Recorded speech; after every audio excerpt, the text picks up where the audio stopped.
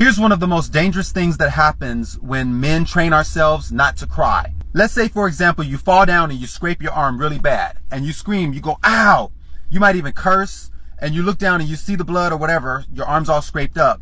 But what's happening is when you scream and you curse and all of that, you're signaling to your brain that there's a problem here and there's an issue that needs to be fixed.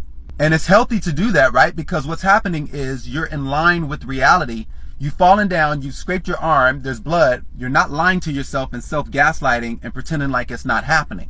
So why wouldn't the same apply to your mental health? If you are emotionally hurt for any reason, but yet you lie to yourself and act like it's not happening in order to not appear weak, that's going to make you weaker because you're not going to, there's nothing signaling to your mind, hey, there's a problem here. We need to work on it with a therapist. So what's happening? You're getting mentally weaker. Now, a lot of people are going to say, well, you can fall down and scrape your arm and get hurt and not cry and still clean up the wound. That doesn't mean you have to cry. Yeah, okay, that's true because you can see that wound, but what about the wounds that you can't see?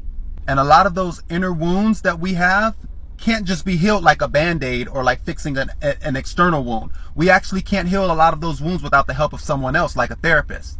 But here's the most dangerous part of not allowing ourselves to cry as men. Not allowing ourselves to cry requires a lack of self-empathy. That is so dangerous because if you can't have enough empathy for yourself to allow yourself to cry, and the reason for that is because you're afraid that Bobo from the barn, who probably has a 1.2 GPA, next door neighbor, is going to call you a girl or weak because you're crying. If you don't have enough empathy to allow yourself to cry anyway, how are you going to have empathy for someone else like your daughter or for your girlfriend or for your son or for anyone if you can't have empathy for yourself? So self-gaslighting and the lack of self-empathy are detrimental byproducts of when men do not allow themselves the space to cry out of fear of appearing weak. Something to think about.